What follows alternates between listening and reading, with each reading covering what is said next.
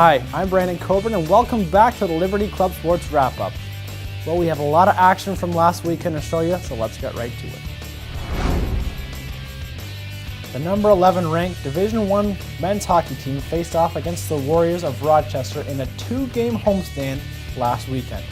In game number 1, the Flames and Warriors would be locked in a tight defensive battle, but in the end, the Warriors would come out with a couple of bounces to go their way and upset the Flames 2-1 in the first game.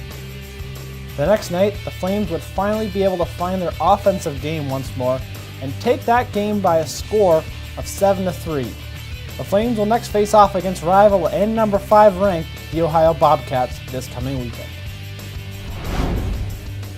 The wrestling team would compete in the Shipbuilders Invitational. Competing with their second squad, the LU Grapplers would be able to walk away with 2 tournament champions, 3 third-place winners, and 1 fifth-place finisher to help carry the team to a third-place finish. The Flames will now gear up for next weekend's National Collegiate Wrestling Association National Duels Tournament in Dalton, Georgia, where the Flames have placed in the top 3 the last 3 seasons. The men's Division II team hosted regionally ranked opponents as the Flames took on number 6 Rowan and number 8 Delaware. The Flames face off against the Owls of Rowan. In that game, the Flames would come out of the gate slow as they would find themselves down 5-1 midway through the second period. But the Flames would mount a comeback as they would score 5 unanswered goals between the end of the second and the start of the third to beat the Owls 6-5 in a wild one. The next day, the Flames would face off against rival Delaware Blue Hens.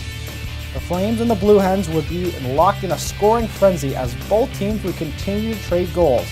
But in the end, the Flames would come out on top and take another exciting one in this one, 7-5, making it the 4th win in a row for the Flames. The Flames will next be at home as they face off against UMBC and Maryland this coming weekend. The men's and women's team competed in the U.S. Collegiate Ski and Snowboard event at Massanutten Resort near Harrisonburg, Virginia. It would be the first competition of the season for the Flames, as well as the first event in the Southeast region.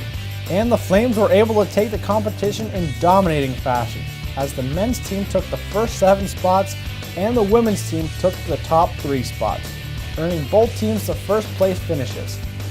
The Flames will next compete in a slope-style event on January 31st and the Border Cross on February 1st at the Beach Mountain Resort in Boone, North Carolina. The men's Division III hockey team would hit the road this weekend, taking on number 5 regionally ranked South Carolina. In game number 1, the Flames and Gamecocks would be in a battle, scoring 6 goals in just the first period. But at the end of the third, it was the Gamecocks who would come out on top, squeaking out the victory 7-6. In game number 2, the Flames would come out on fire and score the first 2 goals of the game, a lead that would continue into the third period where they would add to it, putting 2 more in, giving them a 4-0 lead over the Gamecocks. Liberty would end up taking the game 4-2, upsetting South Carolina in front of a near sellout crowd.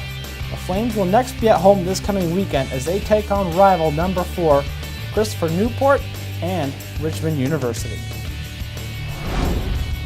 Teams also competing this weekend are the racquetball team, as they will host a tournament.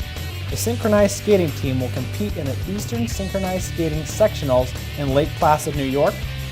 The women's Division II team will head to Glassboro, New Jersey to face off against Rowan University, and the disc golf team will compete in Dublin, Virginia.